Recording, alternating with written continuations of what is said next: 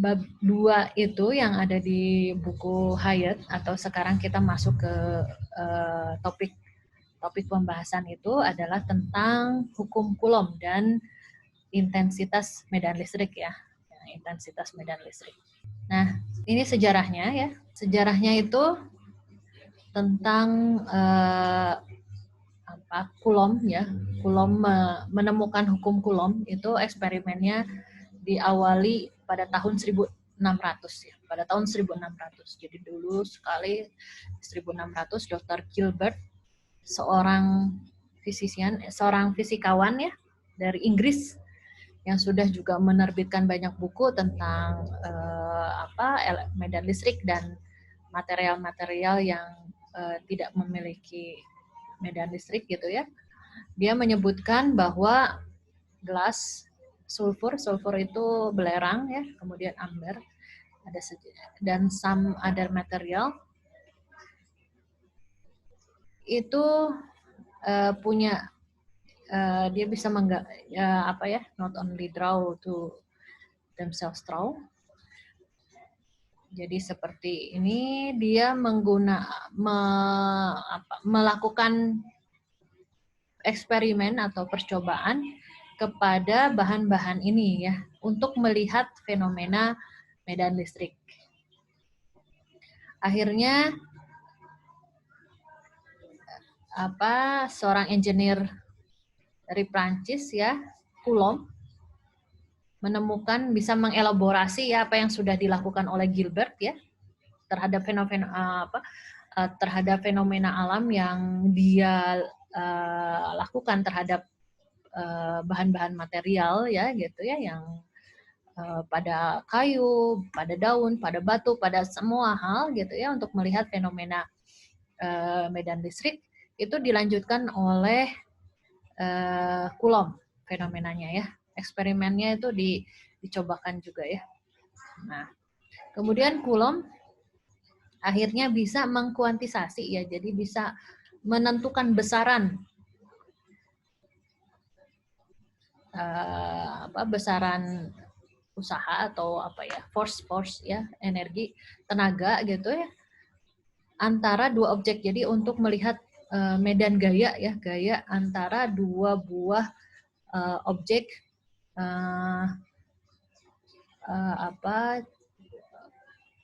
muatan listrik ya, yang mempunyai muatan listrik. Jadi dua buah objek yang mempunyai muatan listrik itu bisa dilihat fenomenanya, kemudian dikuantisasi besaran medan listriknya, pengaruhnya antara dua buah objek tersebut ya.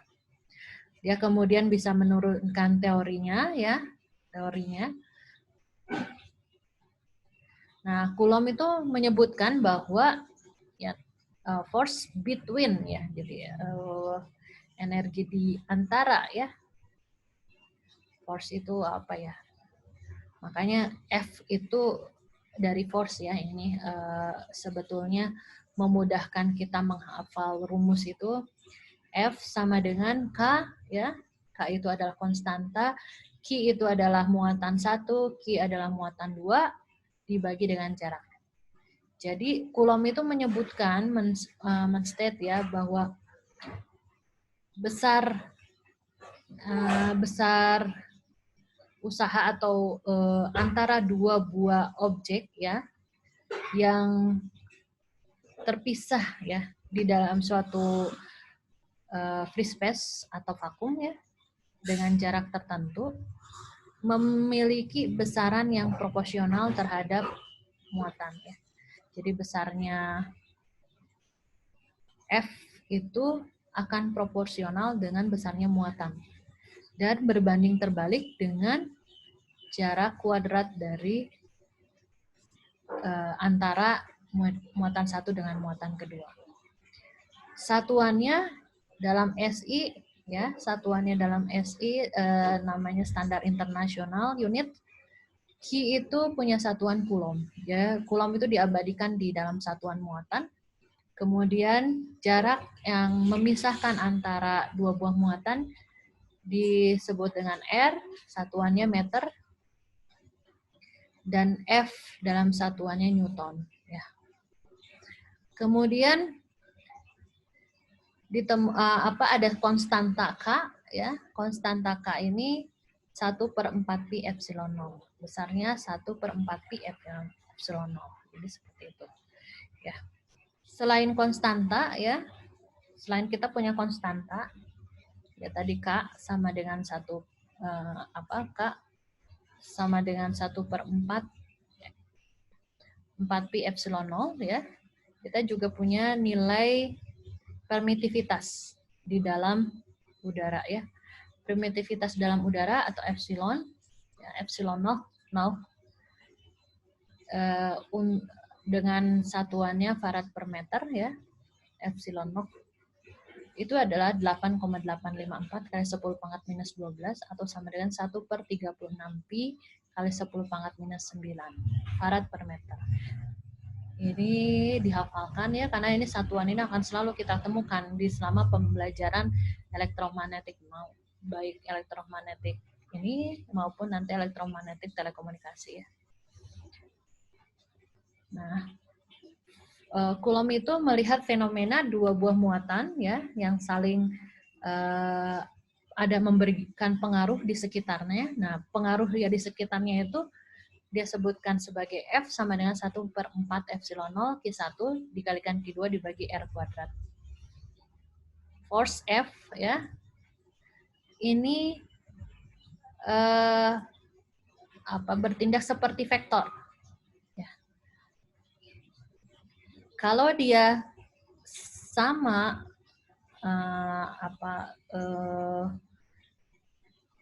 muatannya positif, misalnya sesama positif, maka dia akan saling tolak menolak.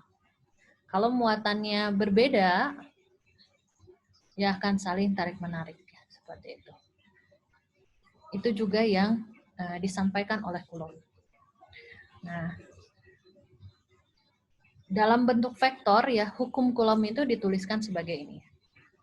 Jadi ada vektor satuan A12. A12.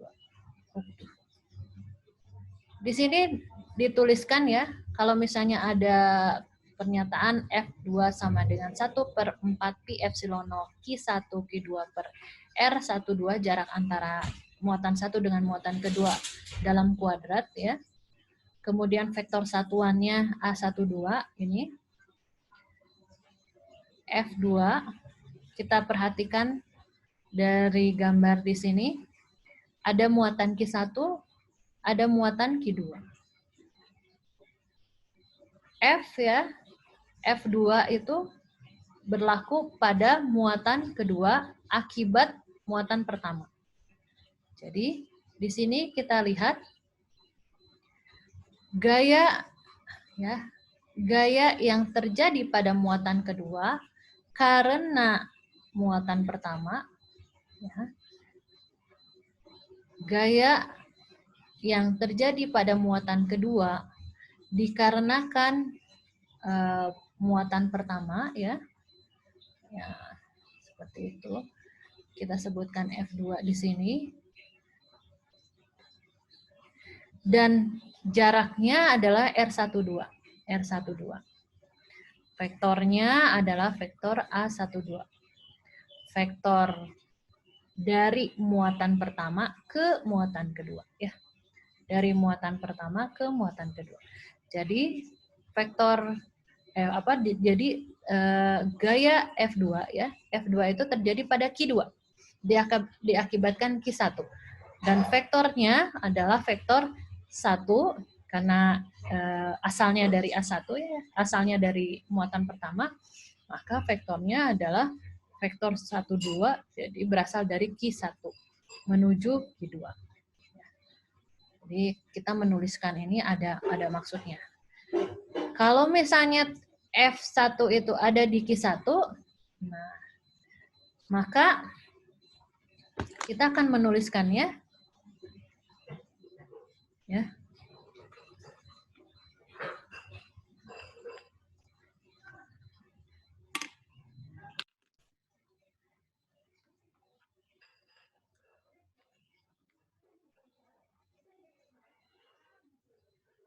Kalau gaya yang terjadi pada Q1, maka F1 sama dengan 1/4 pi epsilon 0, muatan Q1 dan Q2 dikalikan ya, dengan R21 kuadrat dan vektornya 21. A21. Jadi disebutkan bahwa gaya Q1 yang terjadi pada Q1, gaya 1 yang terjadi pada Q1 akibat dari Q2. Dengan vektor satuan dari 2 ke 1 gitu ya. Seperti itu. Jadi nanti tolong diperhatikan arah indeksnya. Nah, indeksnya kalau 2 itu berarti dari 1 2 2. Berarti F1 yang di Q1 vektor satuannya 21 gitu ya. Sampai sini ada yang mau ditanyakan? Boleh ya, kalau misalnya ada yang mau ditanyakan silahkan diungkap, diinterrupt saya. Kemudian contohnya ini ya, bagaimana kita melihat atau menerapkan persamaan ini.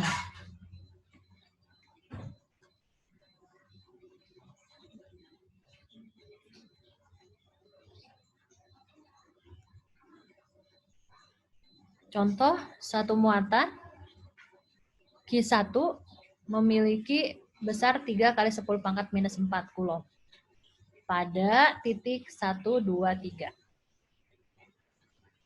Dan muatan yang lain Q2 sebesar minus 10⁻⁴ Coulomb pada N205. Perhatikan muatannya berbeda, yang satu positif, yang satu negatif. Posisinya ada M dan N. Berada pada daerah vakum ya, atau free space.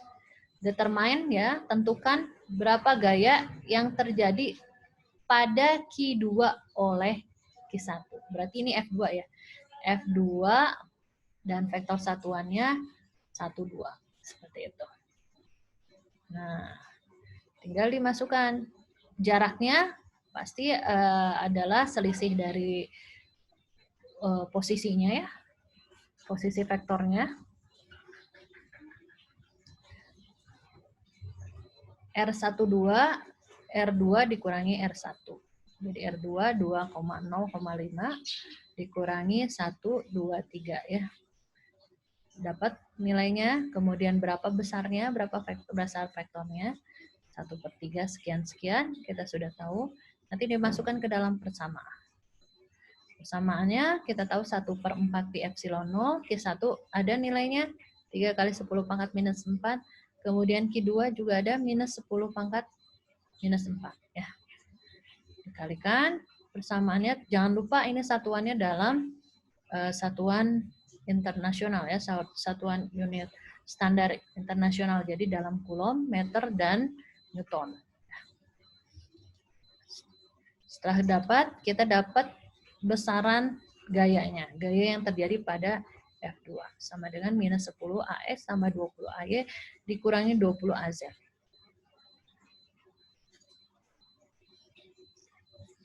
Nah, seperti itu. Kita juga bisa menghitung F1 dengan cara negatifnya dari F2. Kenapa bisa seperti itu? Ada yang bisa menyebutkan? Kenapa F1 sama dengan negatifnya F2?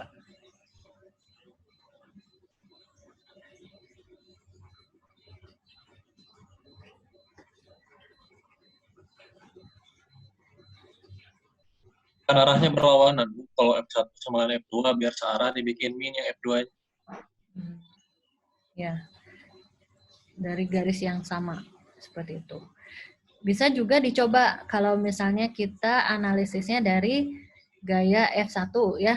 Berarti kalau dari F1 dihitung sama seperti ini, berarti R1 dikurangi R2 ya. Nah, betul vektornya vektor A21. Nanti dapat ini nilai negatifnya pasti ya. Karena arah vektornya berlawanan arah. Betul tadi seperti yang disampaikan. Kemudian nilainya yang lain-lain sama. Ini komponen apa namanya? Konstanta. Boltzmann-nya sama 1/4P kali epsilon 0. Kemudian besar muatannya Q1 Q2 sama gitu ya. Jaraknya tadi tinggal dibalik ya, pasti sama nilainya. Hanya jadinya negatifnya gitu ya. Betul. Akhirnya kita dapat bahwa pasti F1 sama dengan minus F2-nya. Oke. Nanti berbeda lagi kalau ada 3 muatan atau 4 muatan dan sebagainya ya. Kemudian di sini kalau kita memiliki satu muatan ya Q1 ya yang berada di dalam suatu apa ya free space di dalam suatu ruang gitu ya posisi Q1 sekarang bisa kita bayangkan muatannya Q1 tapi kita punya muatan tes yang lain yang kita sebut dengan QT di sini ya. Nah, sehingga kita bisa menghitung besarnya gaya dibagikan dengan muatan tes. Gaya dibagikan dengan muatan tes. Maka kita akan peroleh nilainya itu kita sebut sebagai gaya persatuan unit charge ya. Jadi gaya persatuan muatan ya. Gaya persatuan muatan jadi gaya dibagi dengan muatan tes, maka besarnya akan 1 dibagi 4pi epsilon 0. Q-nya yang tadi kalau kita punya hanya satu muatan, kemudian jaraknya antara muatan tersebut dengan muatan tes dan vektor satuannya. Nah, sedangkan gaya dibagi muatan itu adalah electric field. Nah, kita mengetahui bahwa gaya dibagi muatan itu adalah medan listrik. Maka medan listrik adalah besarnya 1/4pi epsilon 0 Q dibagi dengan R ya.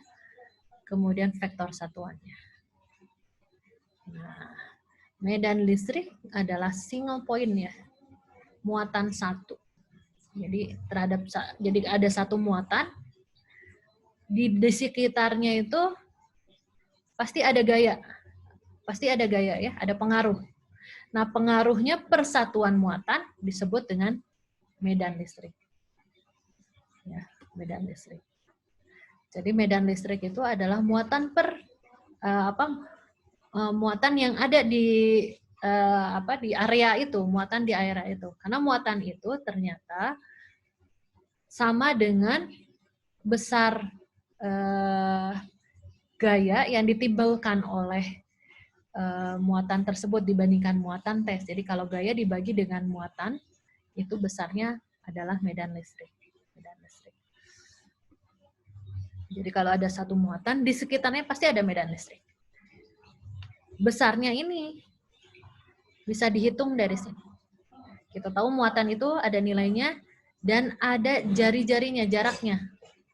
Tergantung jaraknya. Kalau kita makin dekat ke muatan itu, berarti medan listriknya makin apa? Kuat. Makin besar, betul ya. Jadi kalau misalnya kita gambarkan ya.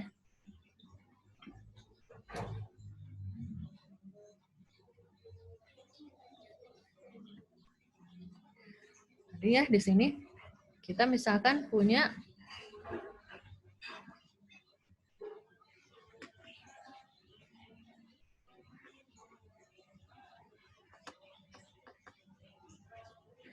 medan listrik. Satu di sini.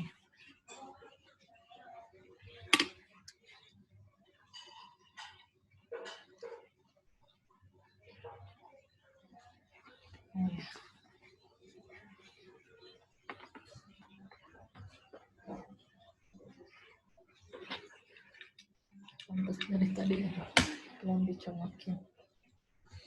Oke. Nah, kita punya muatan di sini. Di muatan ini, kalau tadi dari prinsip hukum Coulomb, ada muatan satu dengan muatan yang lain, maka,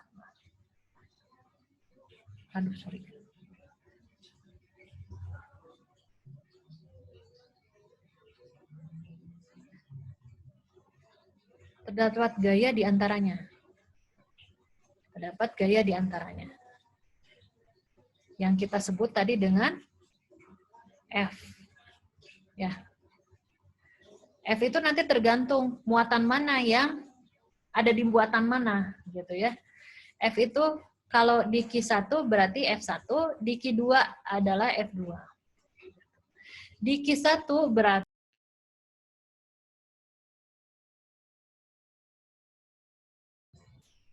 putus ya. Kembali lagi.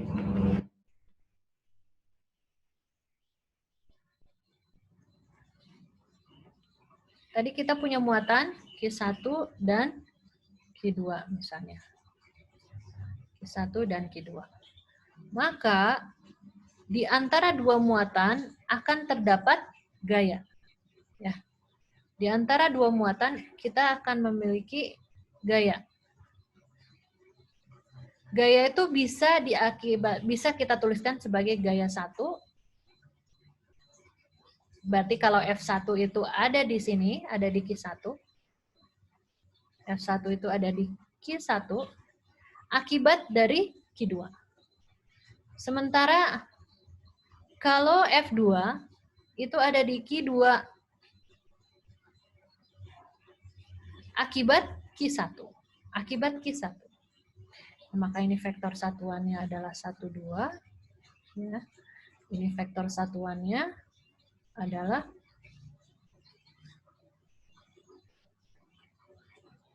ini vektor satuannya A21. Seperti itu.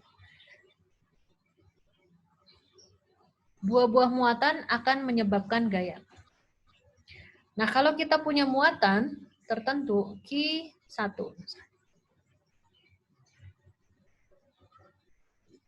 Di sekitarnya, kalau ada muatan yang lain, maka akan ada gaya. Tadi kan teorinya. Tapi kalau misalkan muatan yang lainnya itu adalah muatan tes ya, dan gaya di sekitarnya, kan muatan tes bisa dimanapun gitu kan. Muatan tes dan di sekitarnya ada F1, F2 dan seterusnya ya. Diakibatkan antara gara-gara muatan tersebut ya, muatan terhadap muatan tes, maka besarnya medan listrik itu sama dengan gaya yang ini dibagi dengan permuatan tesnya tersebut. Sehingga kalau kita punya muatan tertentu, maka di sekitarnya bisa dianggap memiliki medan listrik. Nah, disinilah F dibagi Q sama dengan medan listrik. Ya. Jadi kalau ada muatan, ya sendiri saja, satu muatan saja, mau muatan itu positif atau negatif, maka dia mempunyai daerah pengaruh yang diakibatkan oleh muatan itu yang kita sebut dengan medan listrik. Jadi muatan saja bisa disebut sebagai medan listrik. Muatan saja bisa menghasilkan medan listrik. Ya. Muatan satu saja, terus kemudian di daerah sekitarnya bisa kita anggap sebagai memiliki medan listrik. Nah, tadi dari persamaan E sama dengan K, Q dibagi dengan R dikali vektor satuannya, ya. R, ini terlihat bahwa R-nya bisa dimanapun, makanya jadi R-nya sama kemana-mana. Medan pengaruhnya berbentuk suatu lingkaran, ya, karena sama ke segala arah, maka R ini adalah jari-jarinya, kita bisa lihat makin dekat, makin jauh, ternyata mempengaruhi medan listrik. Makin jauh, maka medan listrik semakin kecil. Makin dekat, medan listrik semakin besar. Ya. Terlihat logikanya seperti itu. Oke, kita lanjut lagi.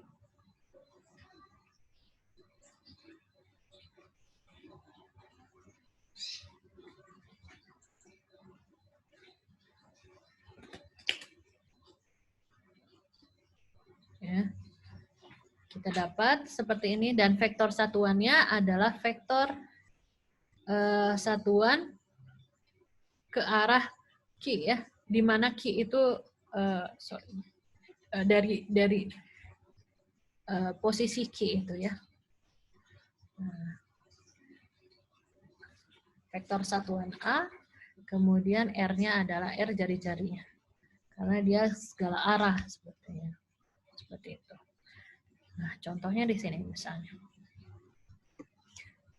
Ada diketahui suatu muatan, ya. Muatannya tertentu X, Y, Z, ya. Maka besarnya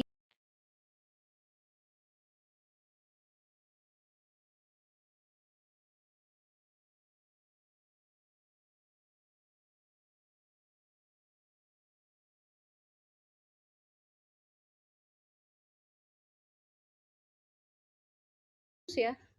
Putus-putus ya suaranya ya, saya. Iya. Sekarang kedengeran nggak? Masih? Kedengaran. Oke. Sudah terdengar, Bu. Oke. Dengar, Bu. Kita lanjut lagi ya.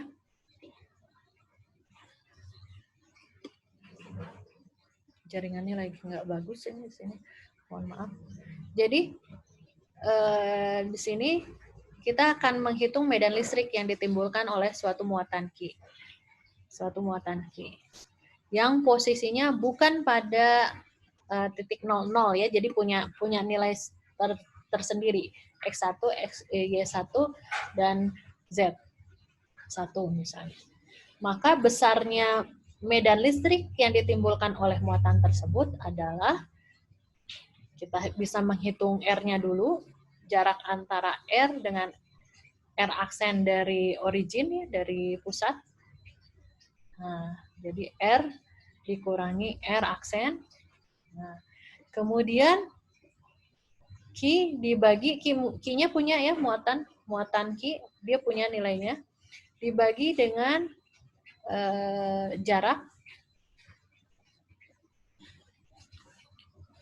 R kuadratnya dikalikan dengan vektor satuannya. Maka kita akan memiliki persamaan ini. Nah, seperti itu. Sampai sini bisa dipahami ya? Saya. Oke. Selanjutnya, bagaimana kalau di koordinat yang lain misalnya ya? Atau posisinya bergeser. Bila kita memiliki medan listrik diakibatkan oleh dua buah muatan, asumsi muatan 1 dengan muatan 2 pada jarak tertentu R1 dan R2, maka untuk mendapatkan medan listrik di sekitarnya, kita jumlahkan. Ya. Sama dengan menjumlahkan intensitas medan listrik masing-masingnya. Ya. Jadi kalau misalnya kita punya muatan, kalau gaya itu besarnya gaya karena dua muatan itu. Kalau misalnya medan listrik yang ditimbulkan karena ada dua muatan per muatannya itu justru nanti dijumlahkan Q1 medan listrik diakibatkan Q1 ditambahkan dengan medan listrik diakibatkan Q2, dan begitu seterusnya kalau kita punya banyak muatan seperti itu ya. Nah, kalau ini contohnya seperti ini, ada Q1, ada Q2 ya. Maka medan listriknya merupakan perjumlahan vektornya gitu ya yang terjadi.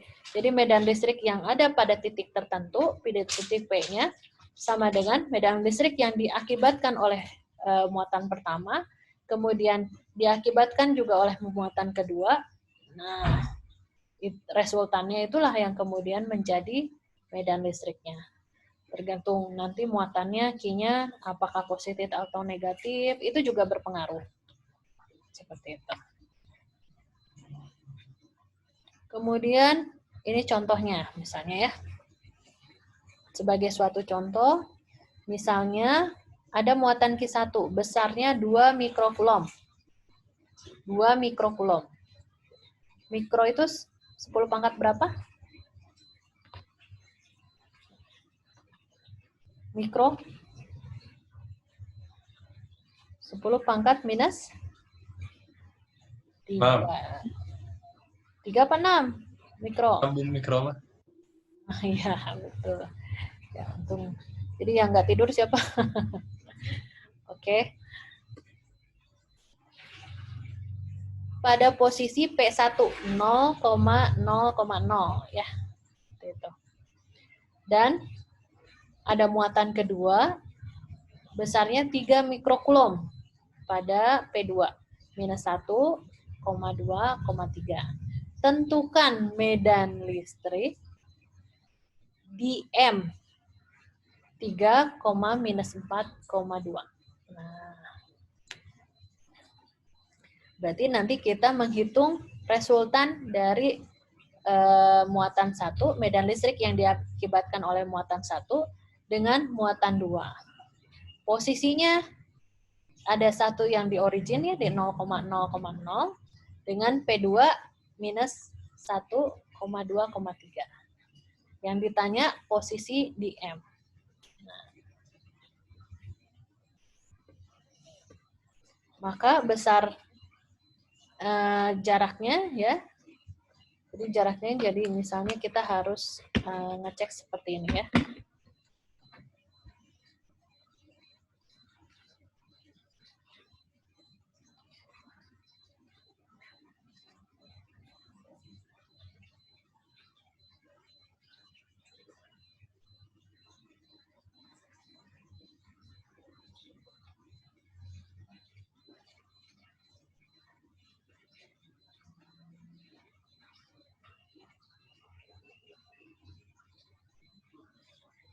T-nya itu di titik 0,0.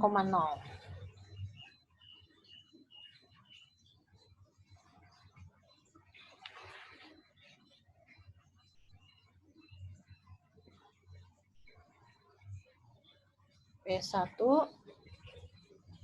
coba diingat ya.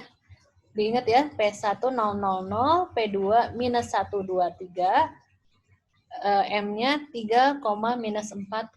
Coba bantu saya ngafalin itu. Nah, kita punya P1 berapa? P1 0,0,0 gitu ya. P2 minus 1,2,3. Kemudian M-nya berapa posisinya? Saya ingat? 3 minus 4, 2. 3 minus 4, 2 gitu ya? Ya. 3 minus 4 dan 2 gitu ya? Ya, baik. Sekarang kita punya titik P1, 0,0. Kebetulan P1 itu punya tepat di tengah-tengah originnya misalnya.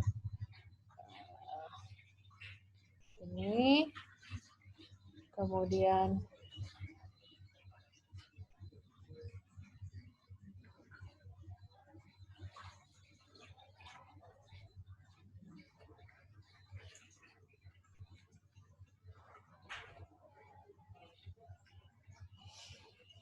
P1 di titik 000 misalnya ya.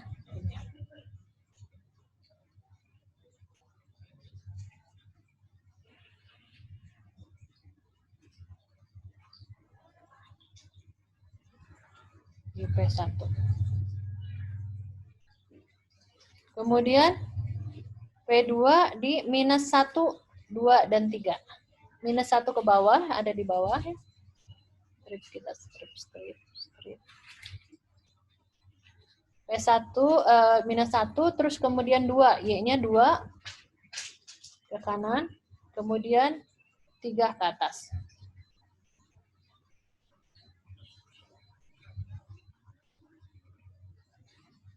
Satu, 2, misalnya di sini, kemudian 3 ke atas. 1, 2, 3.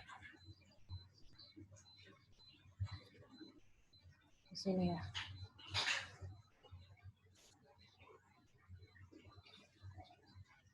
Satunya di bawah.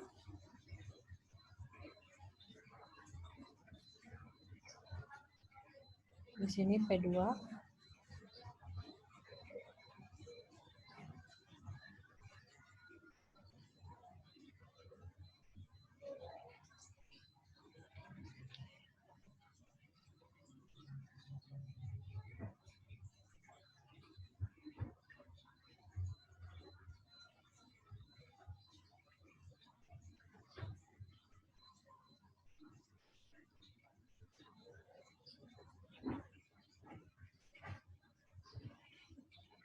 Min 1 di sana ya.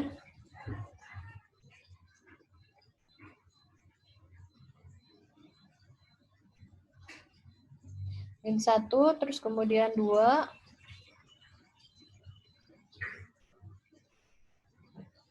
Kemudian 3 ke atas. 1, 2, 3. Di sini ya.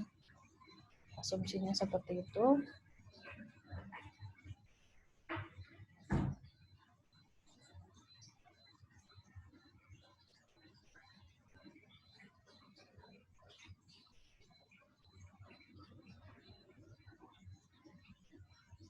Ke sana.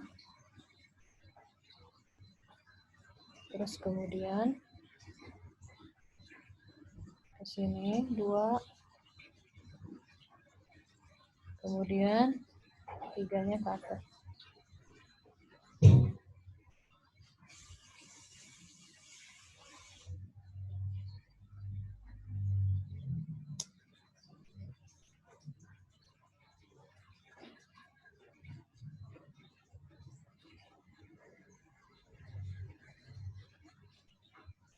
Kita dapat di sini adalah P2.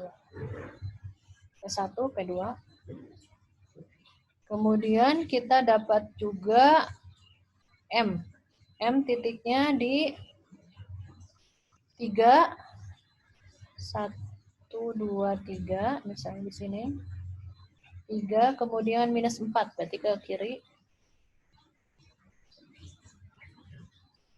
Minus 4, kemudian ke atasnya 2.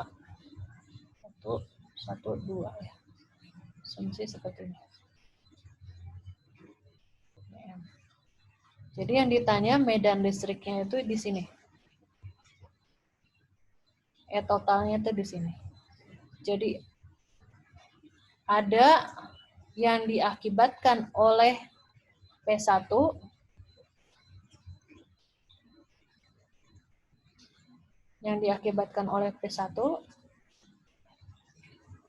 misalnya ke sana. Kemudian diakibatkan juga oleh P2.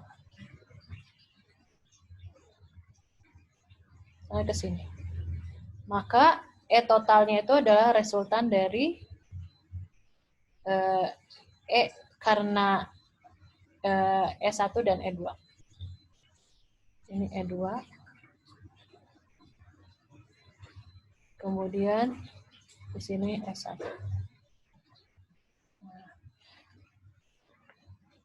Posisinya di situ ya. Jadi kita menghitung. Jadi sehingga kita menghitungnya bagaimana? Menghitung jarak R dari P1 yang ini.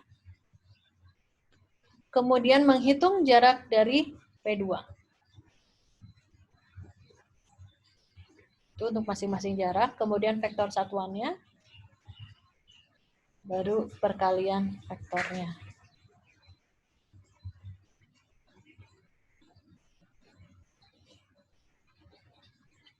Nah ya, jadi kita menghitung jarak karena R1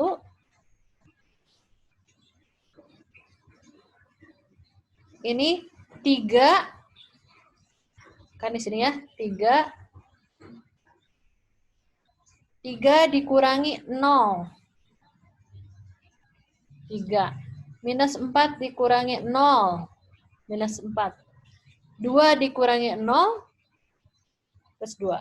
Ini R karena medan yang pada posisi pertama. Kemudian, karena R2, berarti 3 dikurangi minus 1, sama dengan 4. Minus 4 dikurangi dikurangi 2, ya, jadi minus 6. Dan 2 dikurangi 3, jadi minus AZ. Besarnya vektor satuannya itu berarti kan 3 kuadrat ditambah 4 kuadrat ditambah 2 kuadrat. Ya. Berarti 9 ditambah 16 ditambah 4, 29, akar 29. Kalau ini 16 ditambah 36, berarti 52 ditambah 1. Berarti akar 53. Seperti itu ya, bisa difahami. Nah, masukkan ke dalam rumus 1/4pi epsilon 0. Q1-nya diketahui 2 mikrokulom. Jaraknya itu adalah akar 29. Vektor satuan A1-nya sama dengan 3AX dikurangi 4AY ditambah 2AZ. Ya. Ditambah lagi dengan medan listrik diakibatkan muatan kedua. 1/4pi epsilon 0, Q2 per R dikurangi R2 kuadrat. Berarti di sini Q-nya 3 mikrokulom. Di sini R-nya adalah akar 53 kuadrat, ya. Dikalikan dengan vektor satuannya A2, yaitu 4AX minus 6AY minus AZ. Sehingga kita punya persamaan ini. Akhirnya kita dapat hasilnya medan listrik di titik M besarnya adalah 623,7 AX dikurangi 879,92 AY ditambah 160,17 AZ ya. Ini dihitung semua nih, 1/4pi dibagi epsilon 0. Epsilon 0-nya tadi berapa? 1/36 pi kali 10 pangkat minus 9. Atau 8,854 kali 10 pangkat minus 12. Ya.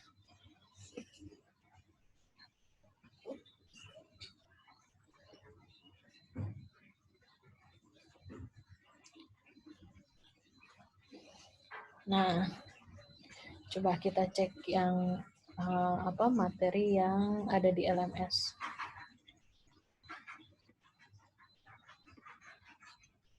Ibu mau nanya. Boleh, silahkan. Kalau yang misalnya tadi kan soalnya ada banyak titik gitu ya, Bu. Itu pas kita ngerjain harus digambar apa enggak juga nggak apa-apa? Digambar. Justru supaya kelihatan ya, digambar. Oke, Ibu. Gambar. Posisi vektornya terutama ya. Nanti juga mempengaruhi.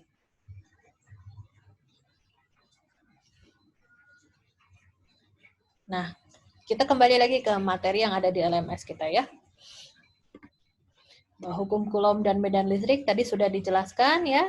Ada gaya, interaksi antara muatan-muatan listrik. Kalau gaya itu adalah interaksi antara dua muatan. Jadi akibat ada muatan, dua muatan. Gaya yang terjadi karena muatan pertama dan muatan kedua. Nah, sementara kalau medan listrik itu sama besarnya dengan gaya yang diakibatkan tadi oleh muatan dibagi dengan muatan persatuan unit. Muatan yang persatuan unit. Itu besarnya adalah medan listrik.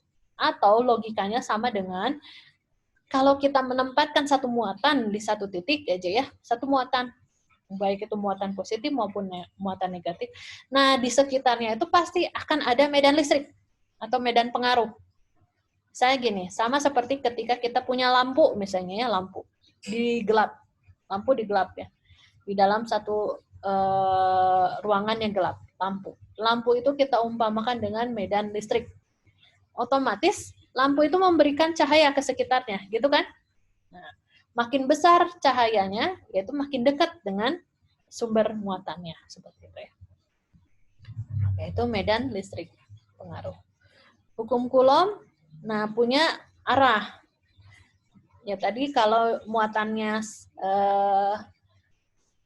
karena arahnya dari positif, sehingga kalau dari positif keluar, tapi kalau dari negatif masuk ke dalam.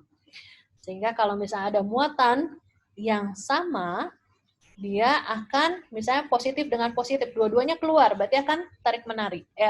Dua-duanya keluar berarti dia akan saling tolak menolak.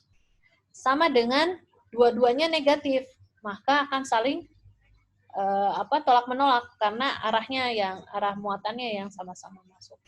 Kemudian kalau ada muatan yang berbeda satu sama lain, justru dia akan saling tarik menarik. Karena dari positif masuk ke negatif, gitu ya, akan menjadi tarik menarik. Itu sampai hukum Coulomb ya, selesai. Bagaimana tadi perhitungannya juga tadi kita sudah bahas ya, bahwa dihitung dari rumusnya kita pakai, kemudian kita gambarkan posisinya di mana. Jaraknya untuk masing-masing posisi seperti tadi yang ini.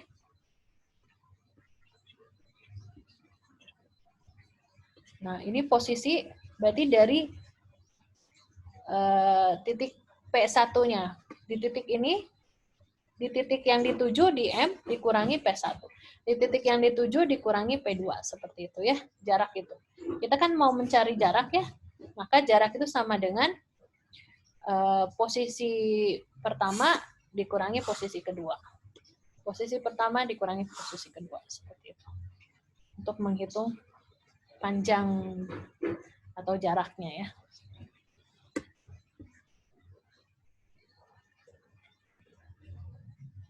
Oke, kita lanjut lagi.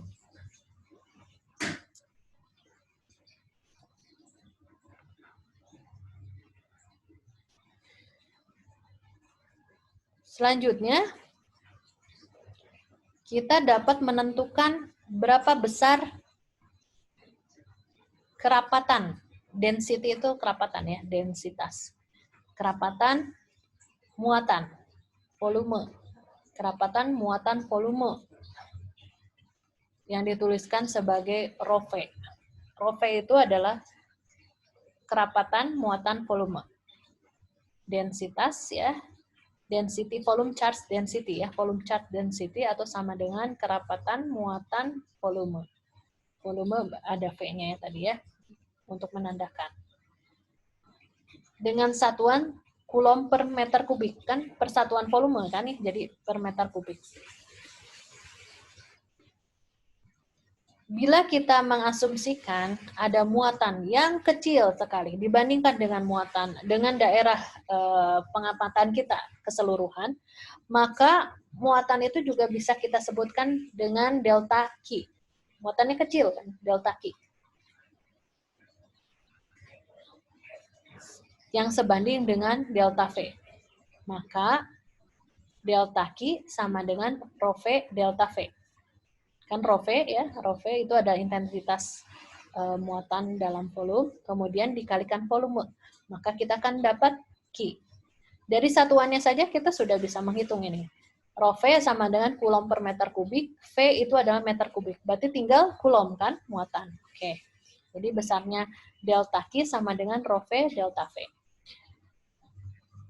Kita bisa menghitung rho V secara matematik menggunakan limit ya dari persamaan ini. Jadi kalau misalnya kita mau melihat lagi yang lebih kecil, tapi kita ingin menjumlahkan keseluruhannya, maka sama dengan yang kecil itu dijumlahkan sebanyak-banyaknya. Mendekati tak terhingga ya. Tapi volumenya makin kecil gitu. Maka rho V adalah limit delta V menuju 0. Jadi saking kecilnya, itu sama dengan muatan dibagi dengan volume. Delta Q dibagi dengan delta V. Dan total dari jumlah muatan, ya, total muatan, kalau tadi kita tahu intensitas muatan itu berarti jumlah muatan dibagi dengan volume, makin banyak jumlah muatannya, makin kecil jumlah volumenya, jadi makin besar juga nilai intensitas density kerapatan volume charge-nya ya. Jadi gini, kalau misalnya kita punya asumsinya rho V itu kecil sebesar kelereng misalnya ya, sebesar kelereng. Kalau kita ingin punya kelereng itu banyak, berarti kita harus mengumpulkan sekarung kelereng gitu ya, misalnya sekarung kelereng. Tetap volumenya adalah sekarung gitu, tapi dari gabungan-gabungan sebanyak-banyaknya kelereng, gitu, misalnya seperti itu ya. Jadi kalau misalnya kita ingin menghitung total muatan, sama dengan kerapatan itu dijumlahkan sebanyak-banyaknya.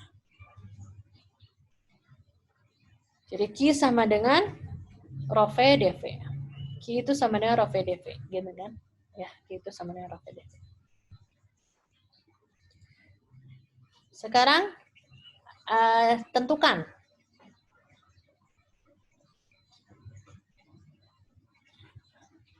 Ini sebenarnya sudah. Tentukan muatan yang terdapat di dalam suatu volume tertentu yang ditunjukkan sebagai rho V sama dengan yang mempunyai intensitas rho V sama dengan 4xyz kuadrat. Dengan rho antara 0 sampai 2, V antara 0 sampai pi per 2, dan Z antara 0 sampai 3. Nah ini tuh sama dengan ketika kita menganalisis menggunakan koordinat apa?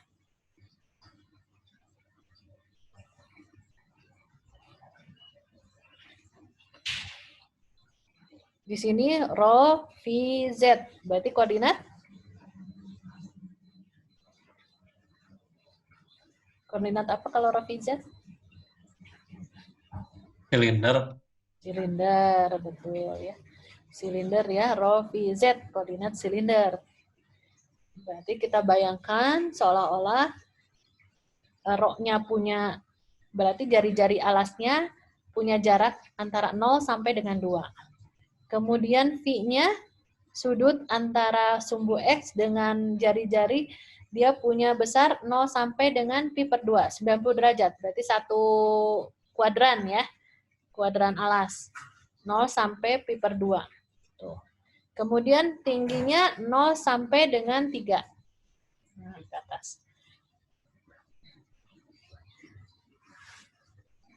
Jadi di sini diminta untuk menentukan sejumlah muatan yang dibatasi oleh silinder, ukuran silinder ini.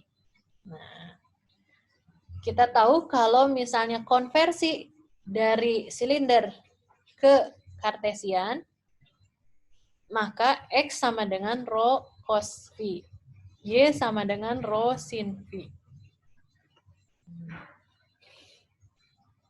Rho V di sini 4xyz kuadrat.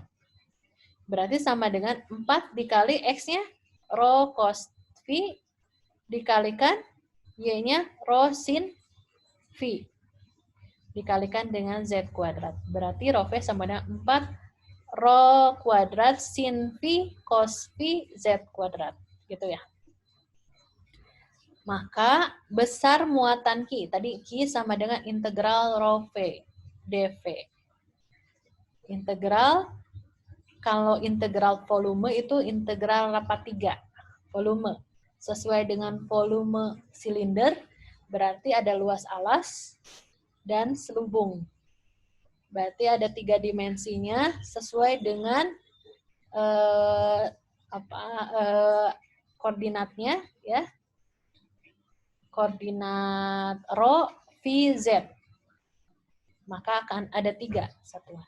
Dan dia punya batasan masing-masing. Rho-nya dari 0 sampai ke 2. V-nya dari 0 sampai pi per 2. Z-nya dari 0 sampai ke 3. Seperti itu. Ini integral pangkat 3 dari rho V. Rho V kita tadi sudah disubstitusi X, Y, Z-nya.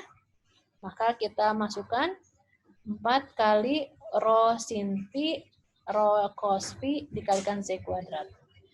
Nah, kalau dV pada koordinat silinder, kita dulu pernah belajar juga pada koordinat silinder, berarti perkalian semua sisi-sisinya. Berarti dρ dikalikan rho dV dikalikan dz. Jadi dρ dV dikalikan dz. Kita tahu dalam formula vektor ya, perkalian vektor yang sama nilainya 1. Ya. Jadi ini rho sin Pi dikalikan rho cos Pi dikalikan Z kuadrat dρ dV dz. Berarti kalau rho kuadrat dengan dρ. Terus kemudian V dengan sin V dikalikan cos V dV. Kemudian Z kuadrat dz. Seperti itu ya. Nanti batasannya untuk masing-masingnya. Maksudnya begini.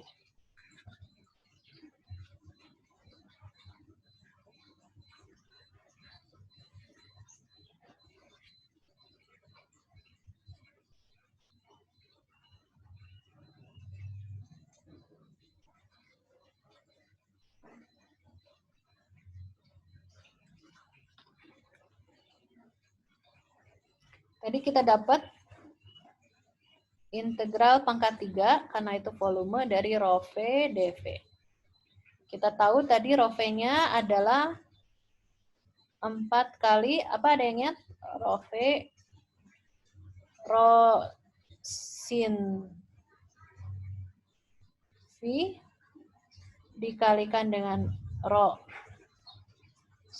cos V dikalikan dengan Z kuadrat gitu kan, untuk rho V.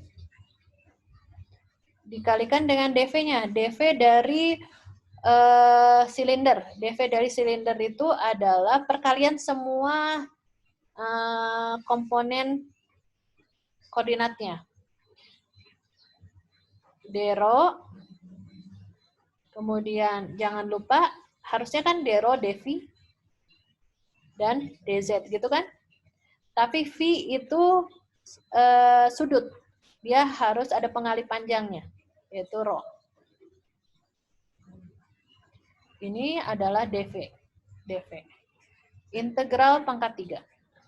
Nah, sekarang kita perkalikan masing-masing. Kita kumpulkan per parameternya. Integral di sini kalau 4 kita keluarkan saja misalnya ya. Rho-nya di sini. Rho dengan rho kuadrat dρ. Berarti ini kita kumpulkan satu-satu dulu ya supaya kalian terlihat. Kemudian sin V cos V dikalikan dV. Kemudian dikalikan Z kuadrat dz. Nah, integralnya masih integral rapat 3. Rapat 3 berarti kita keluarkan satu-satu. Integral perbatasan rho-nya itu dari 0 sampai dengan berapa tadi? 3 ya? Rho kuadrat dρ.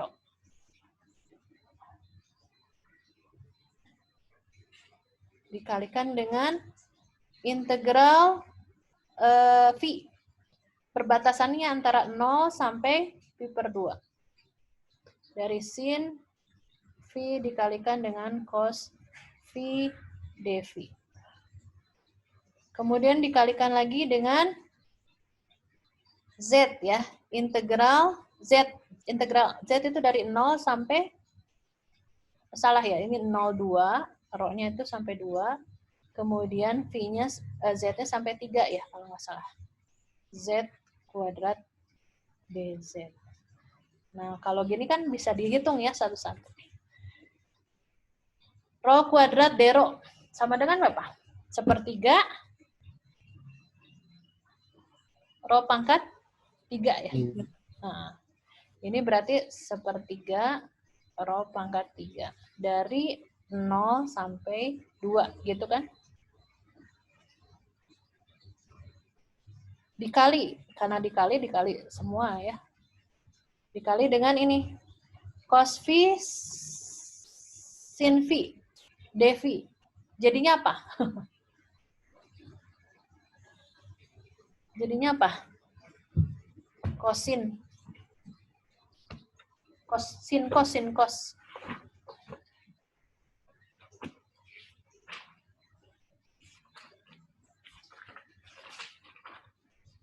Sin cos.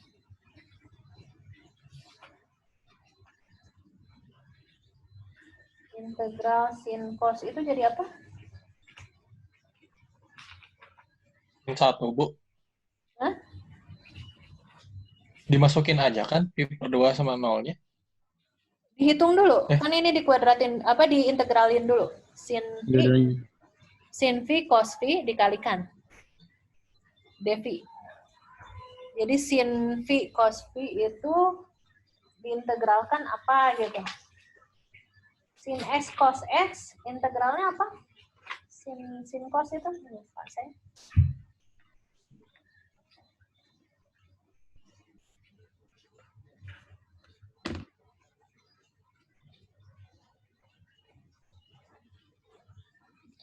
Sin 2V ya. Sin 2V itu sama dengan 2 sin V cos V. Oke. Itu sama dengan, ada rumus seperti ini.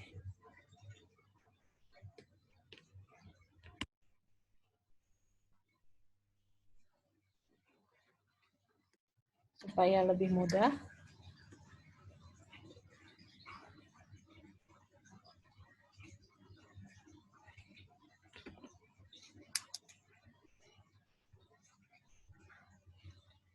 Kita tahu ada dari rumus ya, bahwa supaya mudah, sin 2V misalnya ya akan sama dengan 2 kali sin V cos V gitu ya. Berarti kalau gitu ini diubah dulu ke integral 0 ke pi per 2. Ini jadi sin setengah ya. Sin pi ya, sin pi, sorry. Kalau sin 2V sama dengan 2 kali sin pi cos V. Berarti kalau sin pi sama dengan sin V dikali cos V gitu ya. 2 kali setengah kali V, oke. Maka sin V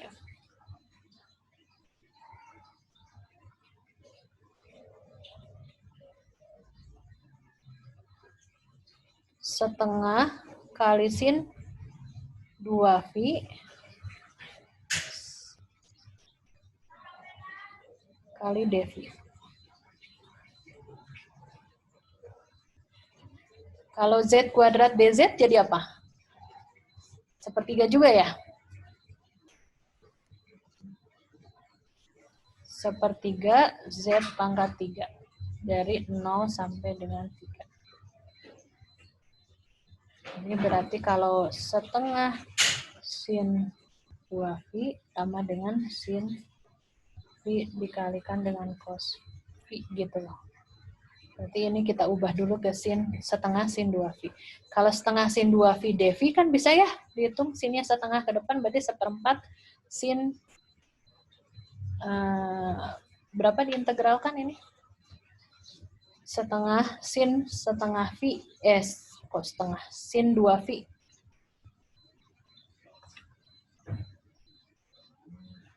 Baru nanti kita hitung masing-masing batasnya.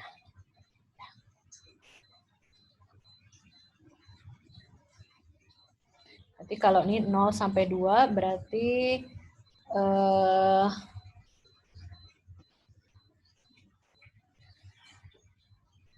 0 kurangi 8 ya, 8/3. 8/3 ini juga sama, ya ini 3 kali 3, 27 bagi 3 kan 9 ya. Ini 9. Ini 4 dikali 8/3. Dikali dengan ini 9. Dikalikan dengan hasil dari ini. Maka jawabannya adalah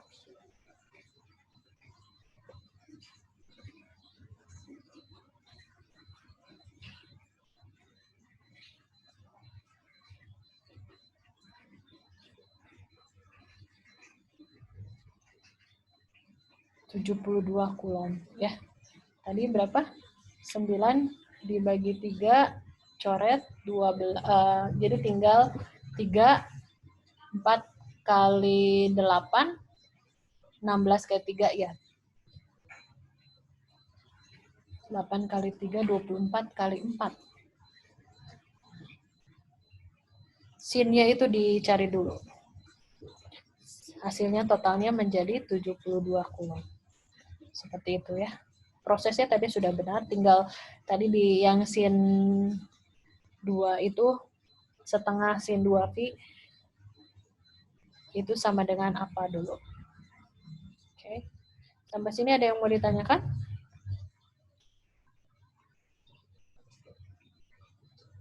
Gue mau nanya, Bu, boleh? Oke, silakan.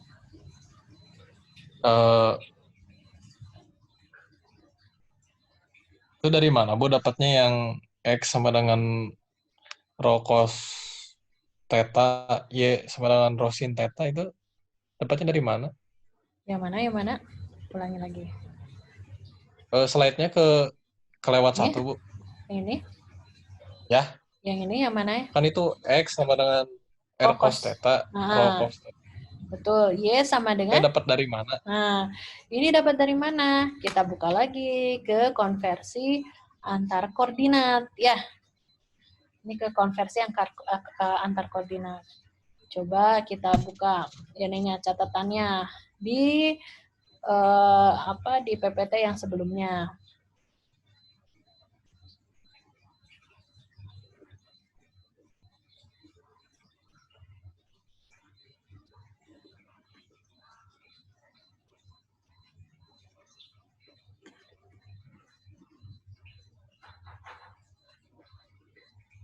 Kita buka di sini, analisis standar vektor.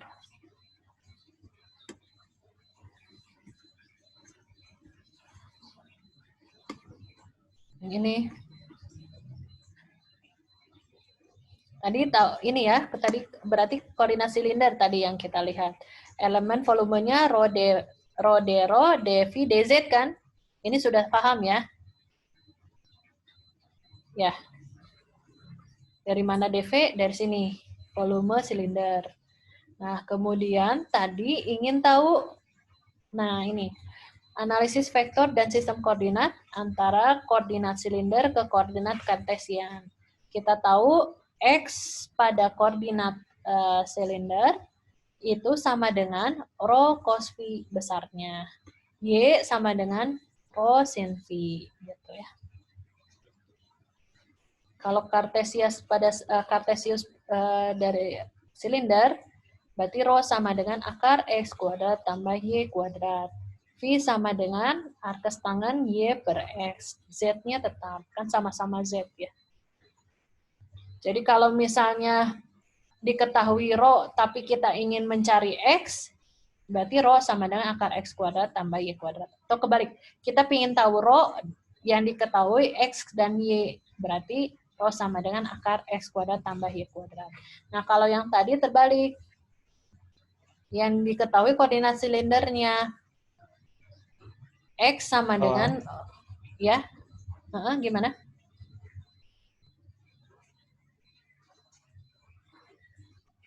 Gimana? X sama dengan rho cos V, Y sama dengan rho sin V, gitu. Jadi, melihatnya ke sini.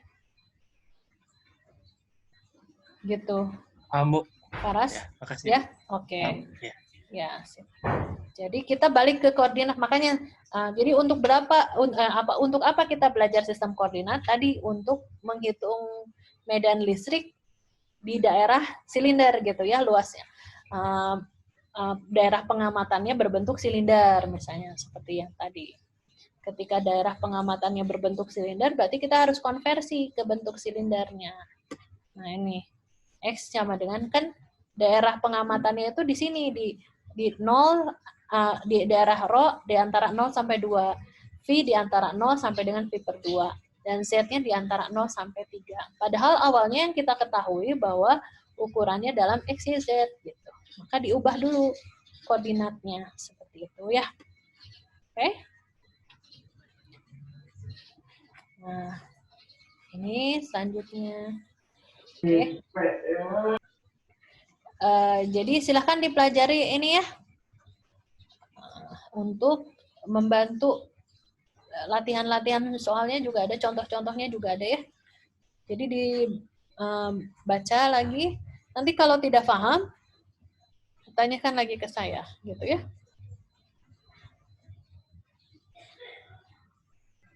Jadi posisi kita sampai sini. Untuk membahas tadi sudah medan listrik. Nah, selanjutnya untuk membahas biosafarnya itu membahas medan magnet ya. Medan magnetnya itu daerah pengamatannya menggunakan hukum biosafar. Jadi hukum biosafar itu untuk menjelaskan bagaimana menentukan kerapatan fluks medan magnet dari suatu sumber kawat yang berarus. Jadi dulu biosafar itu pernah melakukan eksperimen ya. Eksperimennya seperti ini. Dia punya kabel ya, kabelnya berarus. Di sekitarnya ditaruh kompas misalnya. Itu juga nanti dilanjutkan oleh Ørsted ya, yang kemudian menerjemahkannya lagi dalam persamaan. Nah, ternyata di sekitarnya kawat berarus itu mengandung medan magnet. Nah, medan magnetnya itu bisa dikuantisasi, bisa diukur besarnya ya. Coba bayangkan kalian, maksudnya dikuantisasi itu artinya yang asalnya kita tidak tahu, hanya bisa merasakan, tapi rasa itu bisa diukur besarnya, ya kan, kayak tadi. Kalau kita taruh kompas di sekitarnya, ternyata betul-betul ada pengaruh. Makin dekat, pengaruhnya makin besar, makin jauh, pengaruhnya makin kecil. Nah, akhirnya sama, dia juga menurunkan rumus ini. Intensitas medan flux ya, jadi flux medan magnet sama dengan mu0 kali I itu besar arus yang mengalir di dalam kawat tersebut, di kawat berarus ya, mu0 kali I per 4 pi dikalikan dl cross R dibagi R kuadrat.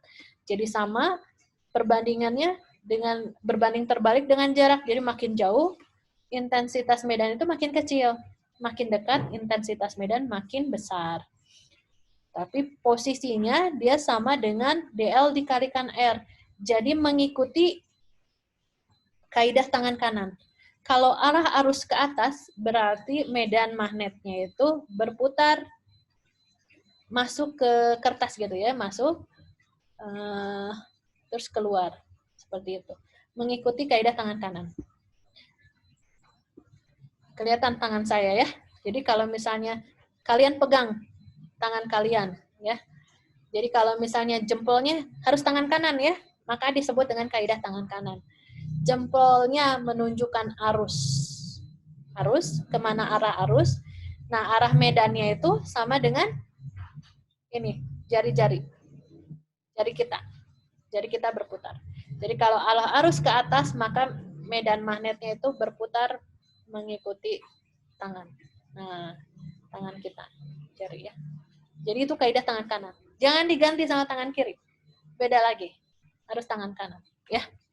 Nah, representasi L dikalikan cross R-nya itu adalah mengikuti kaidah tangan kanan. Nah, seperti itu untuk biosafar, ya. Selanjutnya, DL itu ada elemen panjang kawat, R-nya adalah jarak DL ke titik P. Gaya magnet atau hukum Lorentz adalah interaksi yang terjadi antara muatan bergerak yang berada dalam pengaruh kerapatan flux medan B. Jadi, gaya Lorentz atau F di sini adalah Q itu juga muatan ya, dikalikan V cross B. Muatannya harus bergerak, dikroskan dengan medan magnet, flux medan magnet. Itu disebut dengan gaya Lorentz. Gaya magnet sebanding dengan muatan Q. Jadi gaya magnet sebanding dengan muatan Q sama dengan gaya listrik sebanding dengan muatan Q ya. Q1-nya di atas kan, dan berbanding terbalik dengan jarak.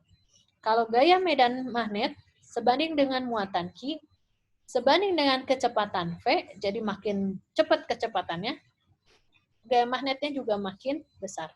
Sebanding juga dengan kerapatan flux magnet. B. Cross-nya itu adalah sinus sudut antara V dengan B.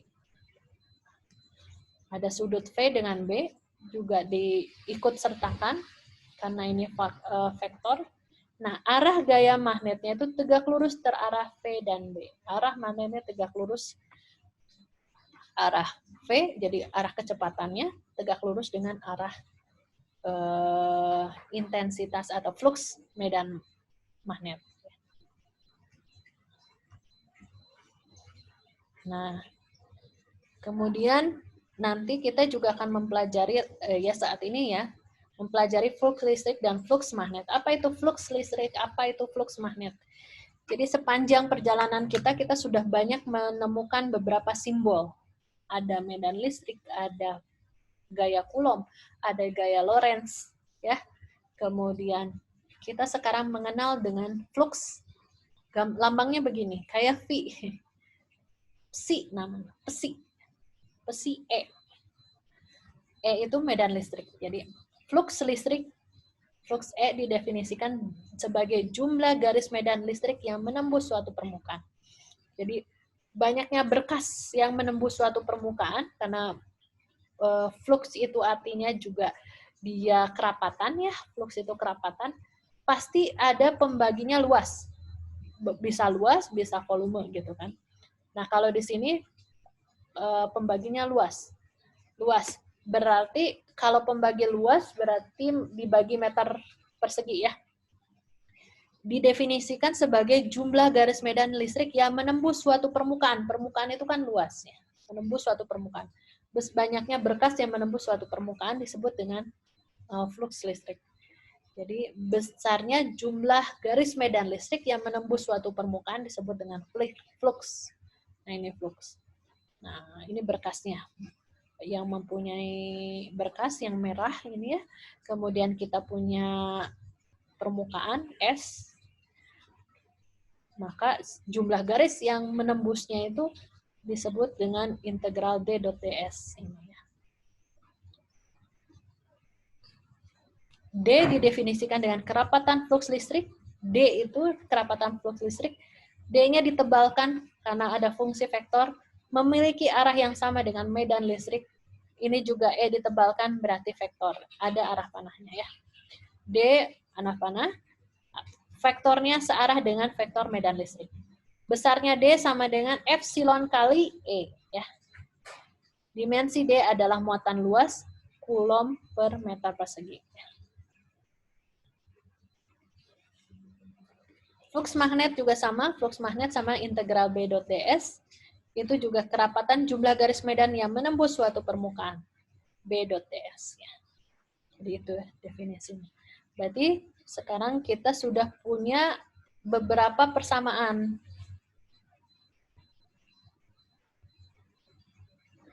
Beberapa notasi yang harus kita hafalkan di sini ya. Kita tahu ada F Coulomb. Kalau ini adalah gaya Coulomb. Gaya Coulomb rumusnya apa? Tadi 1 per, K. K itu sama dengan 1/4 pi kali epsilon 0. K dikalikan Q1, Q2 per R12 dikalikan dengan vektor satuannya 1, 2. Itu gaya Coulomb.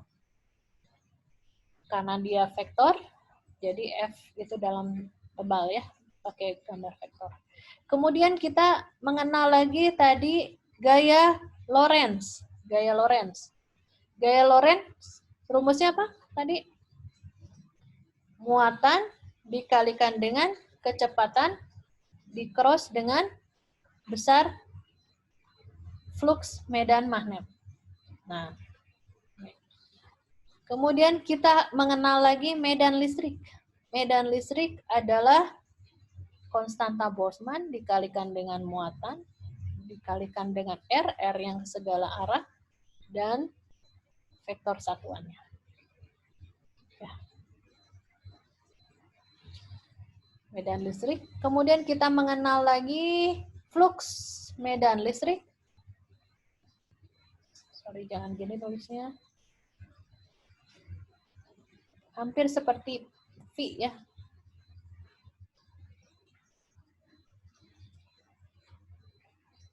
Flux medan listrik sama dengan integral D dot ds. D-nya itu tadi lupa kelewat. D adalah flux atau banyaknya berkas medan listrik di persatuan luas ya. Jadi banyaknya berkas medan listrik yang menembus suatu permukaan. Itu sama dengan epsilon E. Oh, Bu, itu Ya. yang medan listrik R kuadrat nih. Oh, sorry ya, kuadrat ya, pakai kuadrat. Ini juga pakai kuadrat, gitu ya. Epsilon 0 dikali E ya, untuk D itu flux listrik sama dengan epsilon 0 kali medan listrik. Flux medan magnet B sama dengan epsilon 0 kali, bukan epsilon 0, mu, nanti kita akan mengenal mu 0. Ya. Tapi B, kita mengenal B, D itu adalah kerapatan flux medan listrik, B kerapatan flux medan magnet. Ya. Flux medan magnet sama dengan integral B dot ds. Gitu ya. Jadi banyaknya berkas yang menembus suatu berkas medan magnet yang menembus suatu permukaan seperti ini ya. Jadi kita sampai sini sudah mengenal F, gaya Coulomb, gaya Lorentz, medan listrik, flux magnet, D sebagai flux juga ya, intensitas medan listrik, kerapatan medan listrik, B kerapatan medan magnet. Sampai sini ada yang mau ditanyakan?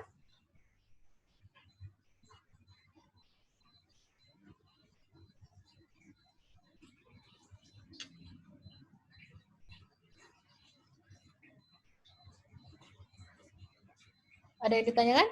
Tidak ada. Nanti PR-nya dikerjakan ya.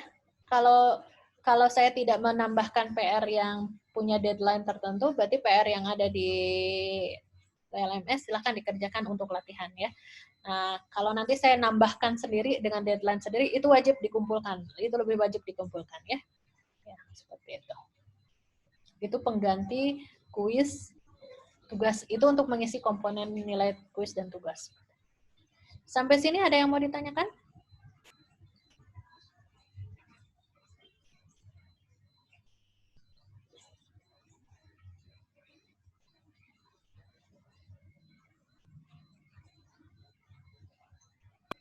Bu, mau tanya, Bu. Ya. Bedanya pi sama v yang 22/7 itu apa, Bu? Pi. Pi dengan v. Ya. Kenapa nggak pakai sin yang pi yang gini, Bu? Sin pi ya. Bedanya maksudnya gimana? Bedanya Yang pi yang 22/7 itu, Bu. 22/7. Maksudnya V ini ya, gimana cara ngomongnya ya, paling enggak ya. Soalnya kalau dari segi ini beda banget. Ini P ini ya, maksudnya. Iya.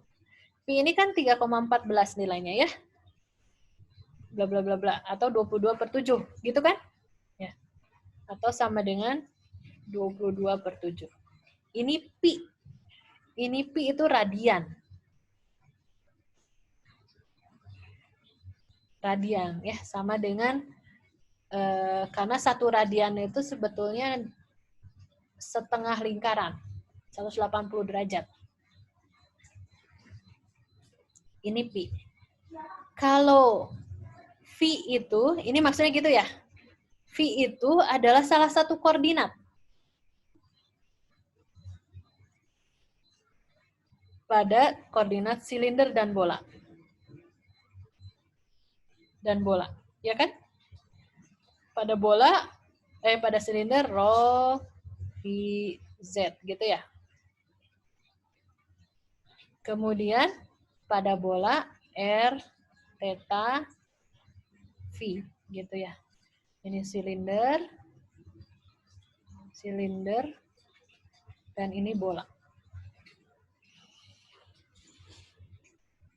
V punya daerahnya antara 0 sampai 2V. Satu lingkaran bola penuh. Satu lingkaran penuh. Kalau theta antara 0, sorry gambarnya salah, saya maaf. Kalau theta itu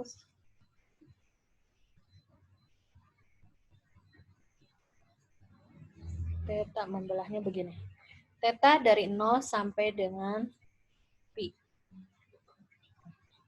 Maksudnya tadi kamu bedanya bedanya V ini dengan 2V gitu? Ya. Iya. V itu di sini masih simbol. Simbol atau satuan unit dari salah satu koordinat silinder. Kalau 2V itu besaran alat bantu kita untuk menghitung radian bola. Bola ya, kalau bola kan seperti ini. Kita menghitungkan satu buah lingkaran penuh itu adalah 2V. Setengah lingkaran itu adalah V. V itu kan radian. Ya, kalikan saja 22/7 nanti dikalikan dengan 2 dalam radian ya. Nanti hitungannya kan ada ya sudut dengan radian konversinya seperti itu. Gitu. Ya. Jadi beda, yang satu udah dalam bentuk nilai, yang satu masih persamaan ya, apa namanya ya? Parameter. Yang satu parameter, yang satu nilai. 2V itu nilai gitu ya. Masih bingung? Nanti makin sering dipakai, makin paham lah insya Allah. Gitu. Ada lagi yang mau ditanyakan? Kalau dalam bola atau silinder, pi sebagai apa? Jar-jar atau meter? Kalau dalam silinder, Iya, iya. P ya, ulangi lagi. Sama rho belum terpaham. Belum paham. Oke. Pada koordinat silinder ya, koordinat silinder, semua sebetulnya agar mudah kita konversikan ke koordinat kartesian. Itu untuk memudahkan pengamatan kita ya.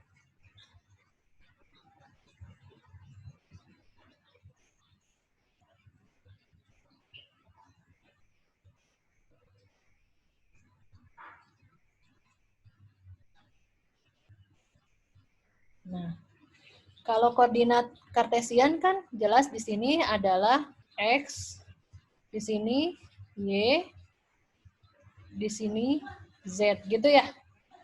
Oke. Koordinat kartesian S, Y, Z. Pada koordinat silinder ada rho, V, dan Z. Z-nya sama loh. Ya. Karena tinggi ke atas. Kita bayangkan silinder seperti apa sih? Silinder begini kan? Jadi ke sana Z-nya, ya, luas alasnya, itu ada rho. Rho itu adalah jari-jari alas. Jari-jari alas itu adalah rho. Kemudian V itu adalah sudut. V itu adalah sudut dari X ke jari-jari. Kalau kita jari-jarinya di sini misalnya, ini rho. Jadi sama dengan ketika kita punya satu juring silinder. Misalnya begini ya.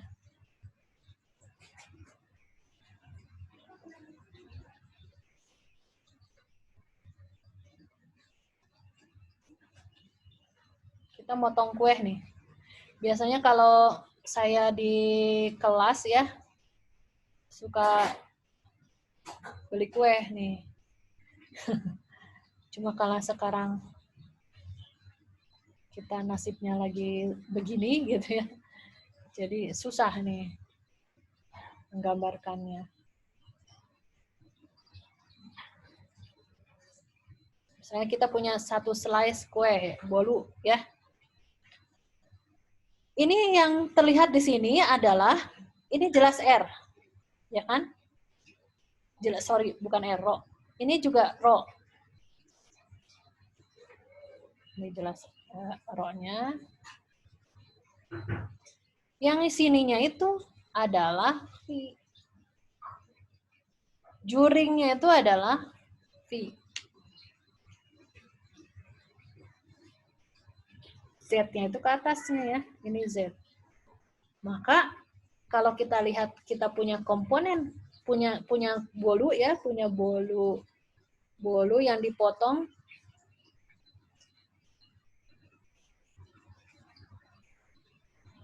Ini misalnya kita punya bolu begini.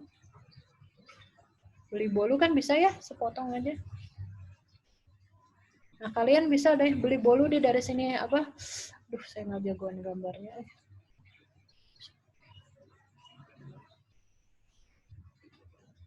Kalian pula coba beli bolu satu slice aja, ya.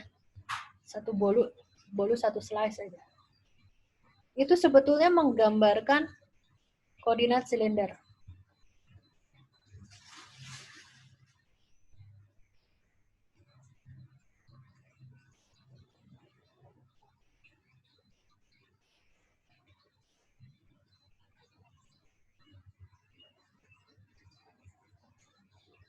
Nah, ya. Ini jari-jari jelas ya, kan namanya potongan alas ya kan. Ini potongan sebelah sini rho, sebelah sininya rho, gitu ya. Ini rho juga, gitu kan. Ini adalah sudutnya. Sudutnya itu V. Dan untuk memudahkan besarnya V itu dihitungnya dari X ke rho. Ini misalnya kita asumsi ini X, itu rho. Ini adalah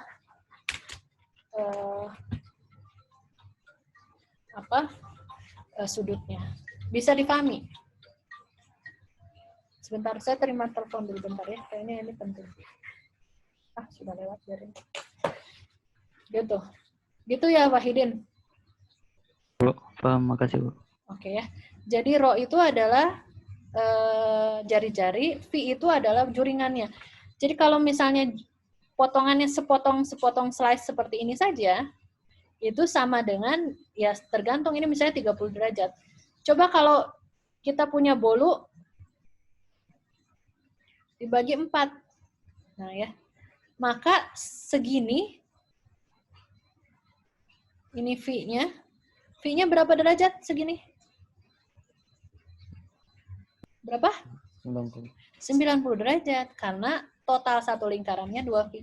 Nah, V itu kan tadi kita sudah tahu 0 sampai 2V. Jadi kalau kita punya kue bolu dibagi 4, sudut V-nya itu 90 derajat. Nah, kalau setengah bolu misalnya, maka V-nya sebesar 180 derajat atau sama dengan V gitu ya. V sama dengan V. V sama dengan V gitu kan. Dan seterusnya. Nah, V itu besarannya, gitu. Gitu lah ya. Oke, sampai sini dulu. Diserap dulu aja. Oke, sampai sini ada yang mau ditanya lagi? Coba nanti sekarang yang sering-sering lihat bolu lah, potong bolunya. Mau berapa derajat potongnya. Misalnya 1/4 bolu dibagi 3, berarti kan 30 derajat tuh. Karena 1/4-nya 90 derajat. Dibagi 3 berarti 30 derajat. Gitu kan ya. Nah itu V-nya segitu. 30 derajat itu V-nya. Rho-nya jari-jarinya, yang sisi-sisinya. Gitu. Ya. Oke. Saya sampai sini ada pertanyaan lagi? Kalau tidak ada, kita cukup dulu ya. Kayaknya sudah berlebih nih. Katanya kan kalau online itu tatap muka dibatasi 50 menit. Per sekali ini 30 menit maksimalnya. Berarti kalau 3 jam, 3 kali 30 menit, 1,5 jam. Gitu. Sisanya untuk pemanfaatan LMS. Gitu ya. Kita itu ya, kalau mau ada diskusi lagi, pembahasan lagi, kita gunakan LMS kita atau WAG kita. Gitu ya. Oke? Baik, sampai sini dulu saya cukupkan. Bahan materinya saya tadi berikan linknya, silakan dieksplor di sana. Termasuk materi yang tadi. Ya. Oke? Baik, sampai sini. Lebih kurangnya saya mohon maaf. Billahi taufiq wal hidayah. Assalamualaikum warahmatullahi wabarakatuh. Sampai ketemu lagi minggu depan ya.